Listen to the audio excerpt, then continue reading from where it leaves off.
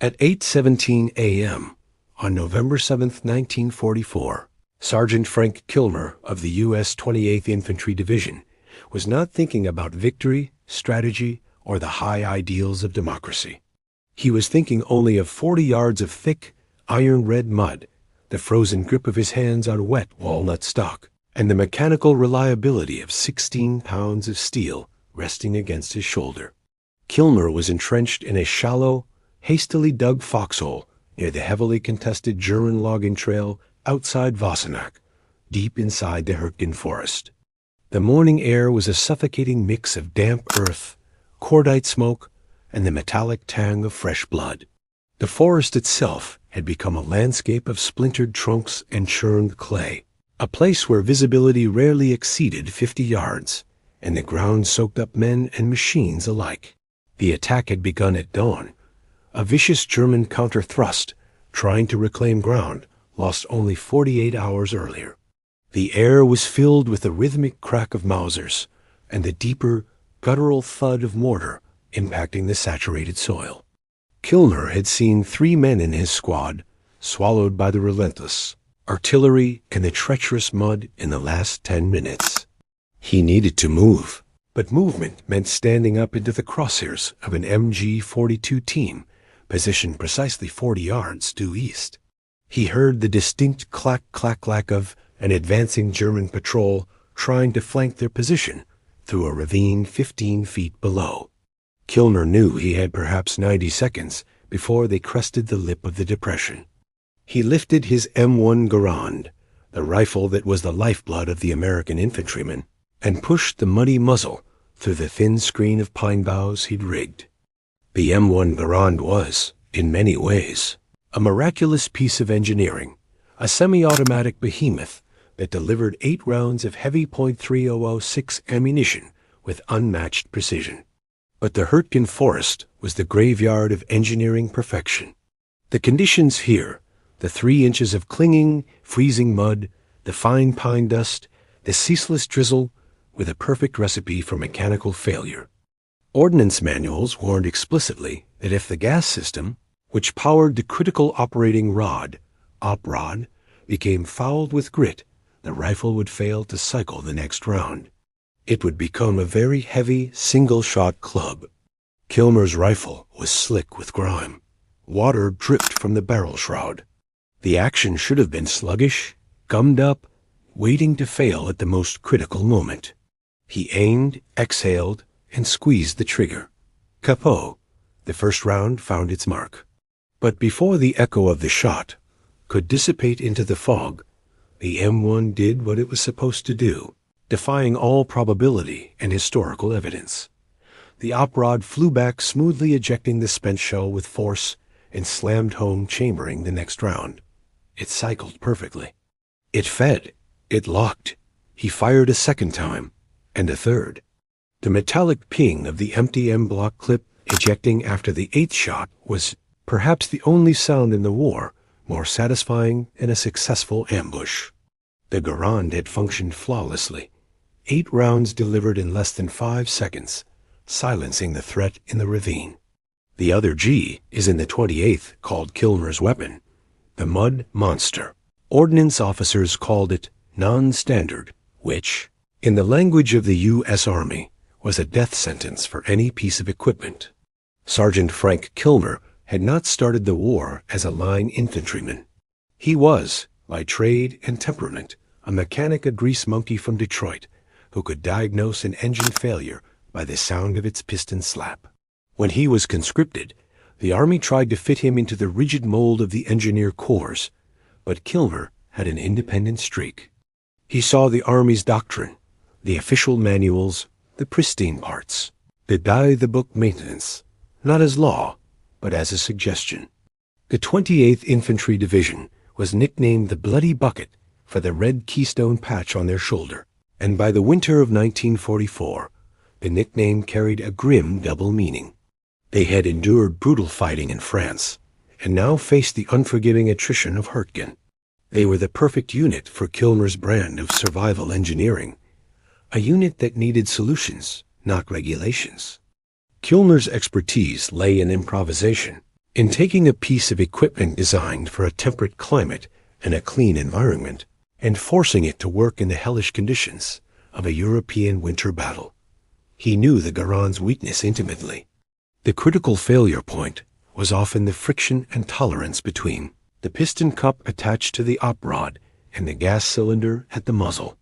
Standard operating procedure required these parts to fit tightly to maintain gas pressure. But that tight tolerance, crucial for precision, was also what allowed the smallest particle of mud or carbon buildup to seize the entire mechanism. When Kilmer first received his Garand months earlier, he found the perfect part to solve this fatal flaw, a part the Army had explicitly discarded. It was an operating rod that had been deemed ruined during production, rejected by quality control for failing to meet the exact dimensional specifications. It had tolerances that were 0.003 inches too wide, a catastrophic flaw in any other context. But Kilmer saw it differently. He had taken that rejected, technically broken op rod and installed it into his rifle. The slight excess clearance, the very thing that guaranteed its failure under inspection, meant that the mud, the grit, and the carbon had just enough room to escape the gas channel without binding the mechanism. While every other M1 Garand on the line was seizing up, refusing to cycle under the constant humidity and debris, Kilmer's customized weapon, running on a principle of deliberate imperfection, was cycling perfectly. This was the quiet secret of Sergeant Kilmer. His survival depended on the Army's trash. Kilmer ejected the empty clip, his fingers stiff with cold, and slapped a fresh one hole.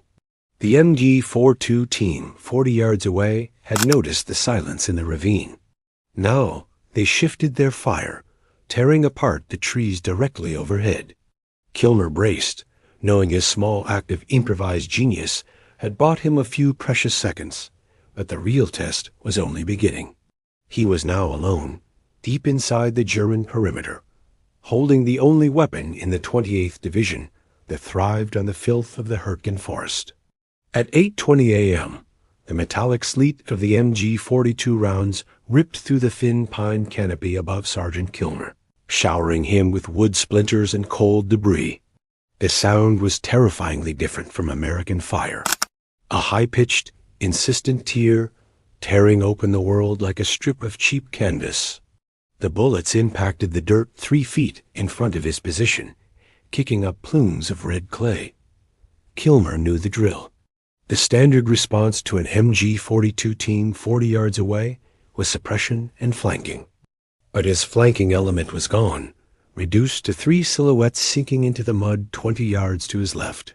He was now a target of opportunity, and the German gunner knew exactly where he was. He pressed his face deeper into the freezing soil, focusing on the mechanics of the enemy weapon. Kilmer's mind, trained not in fieldcraft, but in the uncompromising logic of internal combustion and stress fractures, worked like a finely tuned machine shop. His distrust of official Army procedure was rooted in his Detroit past. He had seen too many factory-perfect parts fail under the true stress of the world of rain, neglect, and cheap fuel. The standardized M1 Garand was built for the textbook environment. Its op rod and gas system were machined to tolerances so tight that friction was minimized, maximizing efficiency. But friction, Kilmer knew, was not the enemy. Binding was the enemy. He had acquired his custom operating rod months earlier, back in England, during a salvage operation at an Army ordnance depot. It was slated for the scrap pile, rejected because the piston cup's outer diameter was 0.003 inches too small, failing to hold the maximum required gas seal. The quality control inspector had tagged it junk do not issue. To the Army, this was a ruined part. To Kilmer, it was an engineering safety valve.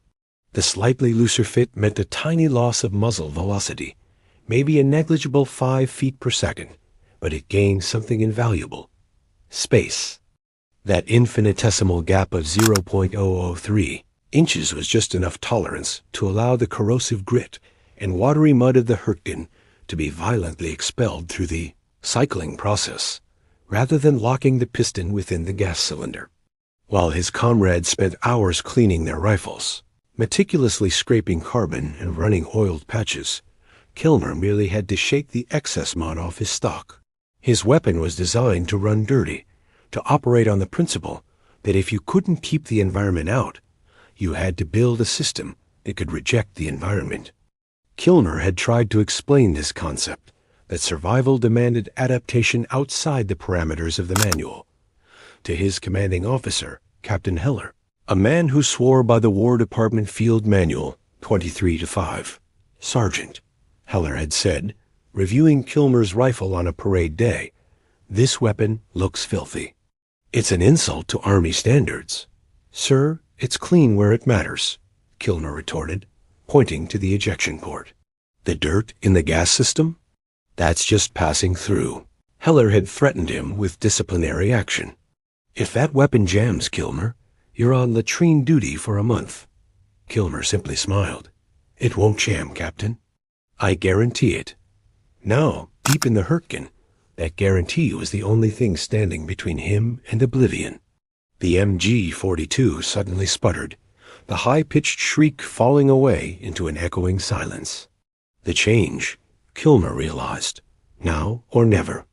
It was 8:24 a.m. Kilmer burst from the foxhole, not running low, but running fast and high, making himself the hardest target possible. He held the Garand high and tight, aiming for the two silhouettes scrambling near the German nest 40 yards away. He didn't fire immediately. He used the first 20 yards to gain speed, trusting the pause to hold. He heard the metallic clack of the German gunner, locking the new barrel in place. They were fast, perhaps only a 4-second transition. At 20 yards, he planted his feet, brought the rifle to bear, and emptied the remaining 7 rounds of his clip. The action cycled with the smooth, loud violence he had engineered. 7 rounds in 3.5 seconds. The gunner pitched sideways. The loader, reaching for the newly loaded belt, stumbled. Kilmer hit the dirt, sliding 5 feet through the wet pine needles, ejecting the clip. He was now 15 yards from the nest. But the second German, wounded, was fumbling the MG-42 belt, trying desperately to feed the weapon. Kilmer slammed a fresh clip into the mud monster. The crucial moment was coming. The close-quarters fight where one grain of sand in the wrong place meant certain death. He knew the rifle would not fail him.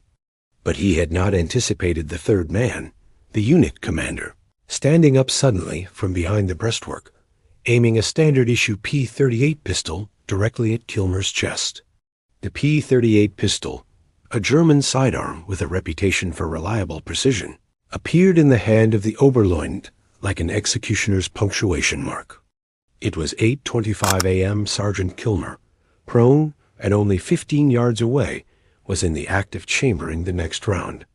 His vision narrowed to the cold steel of the P-38's muzzle, a tunnel of impending fate. He had violated the most basic rule of infantry tactics: never reload in the open, especially not within point-blank range of a live target.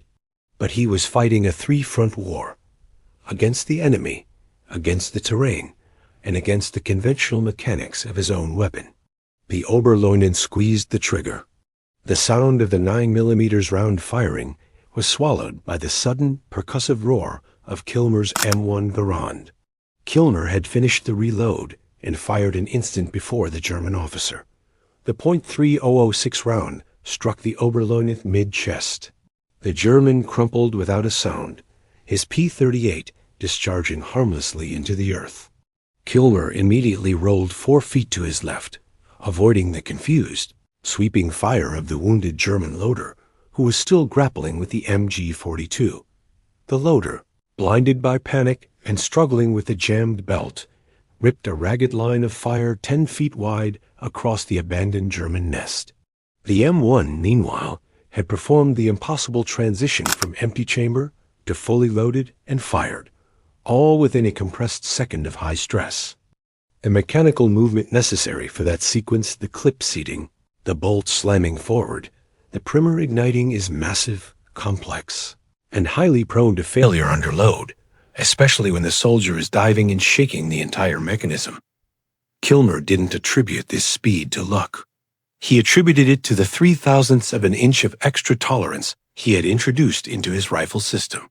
During intense combat reloading, the tight tolerances of a factory-standard M1 could actually work against the soldier. The slightest misalignment of the heavy bolt, caused by the jarring action of the man hitting the ground, could cause the bolt to hang up momentarily, resisting the force of the operating spring.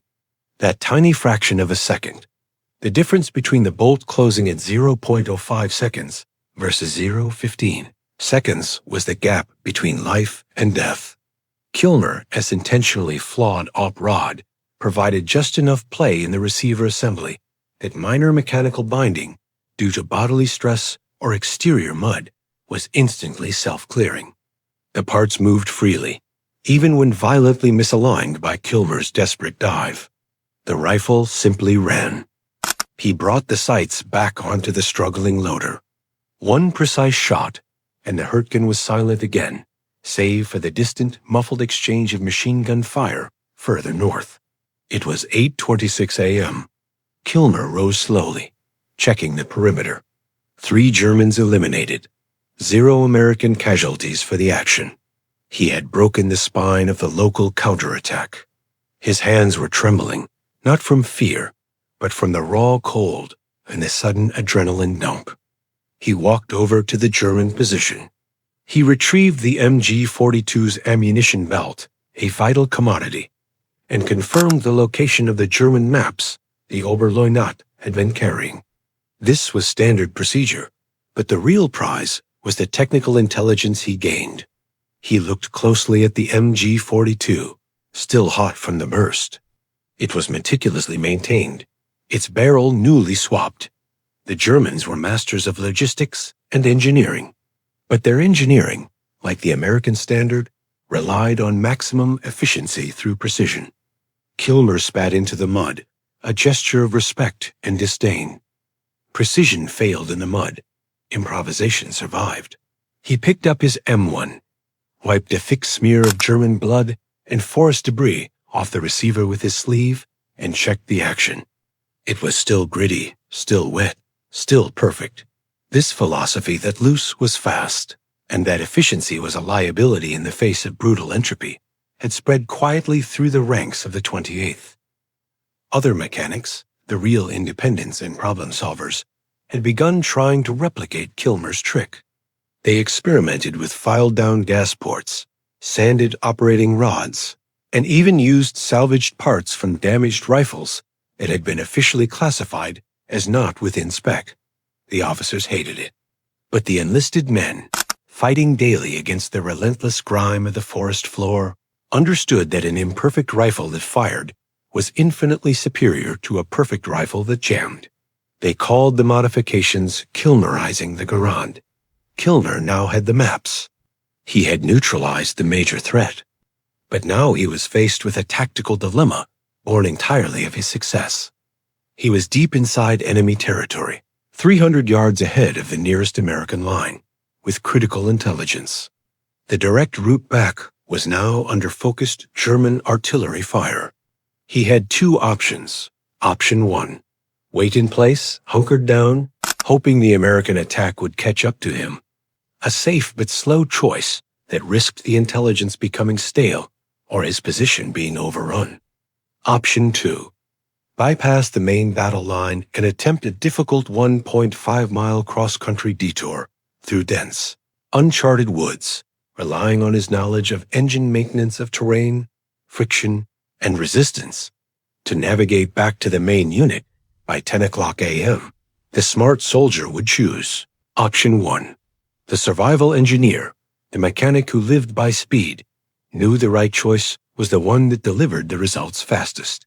Kilmer looked at the density of the map and the compass in his hand. If he moved now, he could turn the morning's bloody survival into a critical tactical advantage. He chose the trees. But getting through 1.5 miles of hostile Hürtgen with critical intelligence would require more than a reliable rifle. It would require modifying the one thing he couldn't afford to break: himself. Want to know if Sergeant Kilmer, relying on his flawed rifle and engineering instincts, made it through the German lines and delivered the intelligence? Hit that like button right now. It tells the algorithm this story matters and helps more people discover it. Subscribe for more untold World War II stories. Back to Sergeant Kilmer and the Bloody Bucket. At 8:31 a.m., Sergeant Kilmer started his 1.5-mile dash through the secondary growth of the Hürtgen. He wasn't following trails or contours. He was moving according to a different logic, the logic of minimal resistance. Just as he minimized friction in his rifle, he sought to minimize friction in the terrain. Kilmer avoided areas marked with dense underbrush or heavy mud concentration, instinctively reading the soil like a drag racer seeking optimal traction. He moved along the shallow, rocky crests of barely defined ridges, where the water runoff was quickest and the ground was marginally firmer. He was searching for the geological equivalent of the 3,000th of an inch clearance. The weight of his gear, 50 pounds of ammunition, water, rations, and the essential 16 pounds of the M1 Garand made every step an act of calculated expenditure. The Hürtgen Forest punished exhaustion instantly, turning a momentary lapse into a fatal fall into a shell crater or a tripwire. Kilmer pushed through the cold, ignoring the pain in his lungs and the numbness in his feet. He ran for 7 minutes, covering approximately 800 yards before taking his first stop at 8:38 a.m., deep beneath a cluster of unshattered pines. He consulted the captured German map, comparing the neat, blue grid lines with the reality of his compass reading and the subtle changes in the forest floor. The map confirmed his suspicion. The direct route was heavily defended by 2 platoons of the German 328th Infantry Regiment, positioned on a ridge that overlooked the Wassenack Road. Had he tried to push straight through, the outcome would have been certain capture or death. The detour, however, promised a section of old growth and rockier terrain, the preferred path. But it was only 400 yards from a known German forward observation post, AP. As he reoriented himself, scanning the ridge crest, Kilmer encountered a new problem, a technical challenge requiring immediate improvisation, but not of his rifle. He saw Private Danny Grit Galvin, a radio man from the 28th, lying awkwardly beneath a downed oak tree. Galvin was not wounded by shrapnel, but pinned.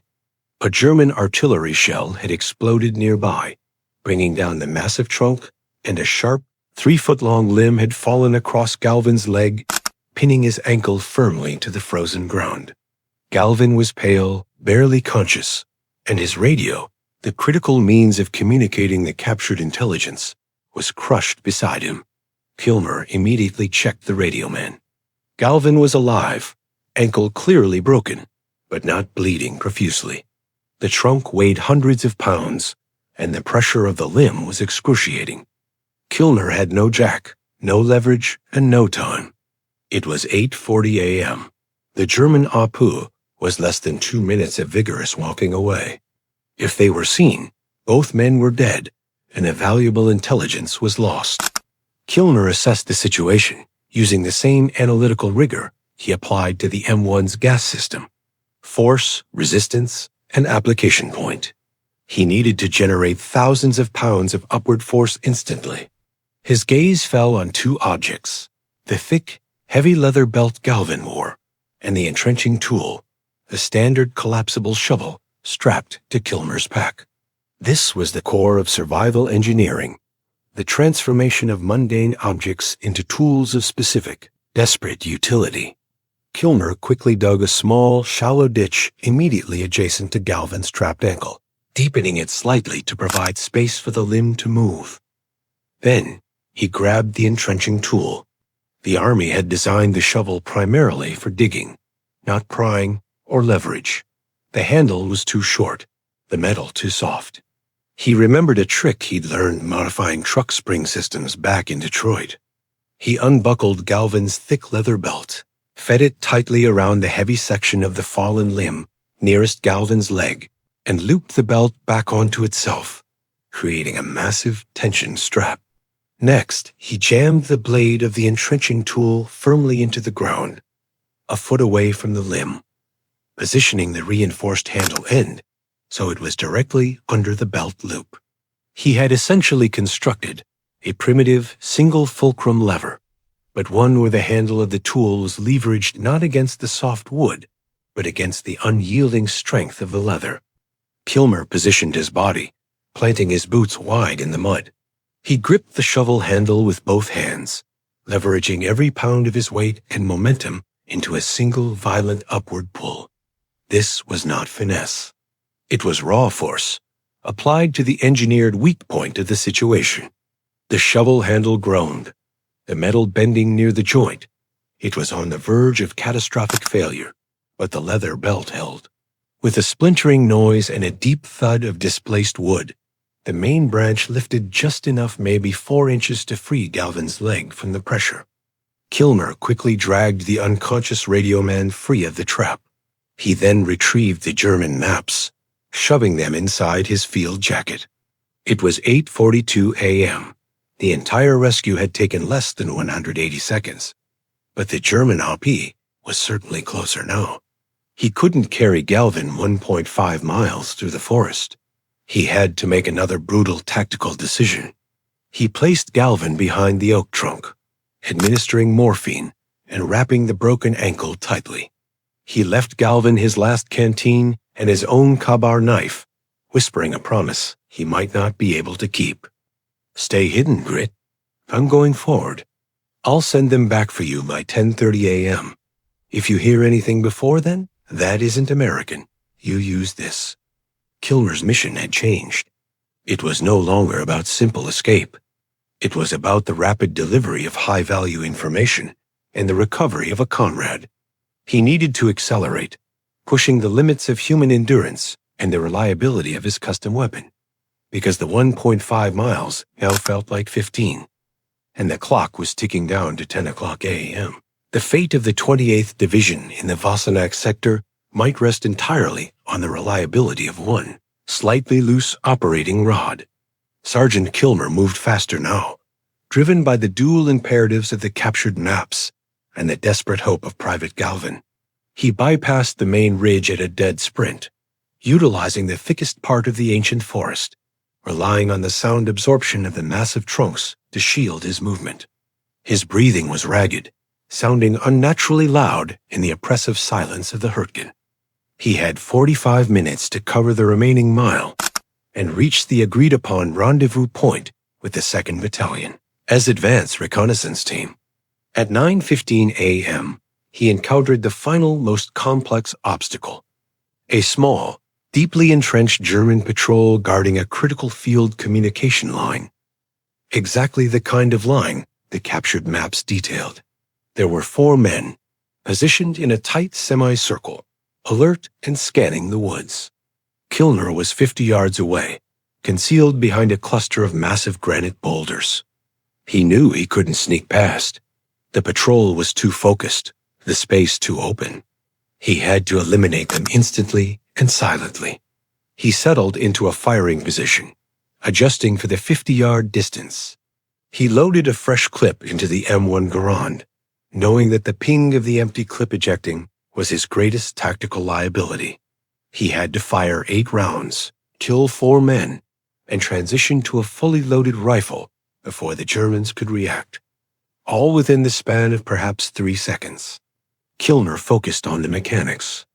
He would use the momentum of the op rod's violent rearward motion, the very action that benefited from his wider tolerance, to provide maximum recoil control, allowing him to rapidly shift targets without losing the sight picture. He took his time, placing the first shot carefully on the lead German's helmet. Capo. The German dropped. The others spun, startled by the single, unexpected shot. Kilmer opened fire. 7 rounds erupted in a continuous, deafening stream. Target 1, Target 2, Target 3. He needed the 8th round for Target 4, who was already scrambling for cover. The rifle roared, cycling with brutal, relentless speed. Capo! Ping! The empty clip flew high into the air. The 4th German fell. Kilmer slammed home a new clip immediately, the sound of the reload lost in the ringing echo of the gunfire and the sudden burst of nearby German machine gun fire reacting to the noise. It was 9:17 a.m. The entire action had taken barely 5 seconds. The mud monster had performed perfectly under the ultimate test of speed, grime, and stress. The intentionally flawed engineering had saved his life for the third time that morning.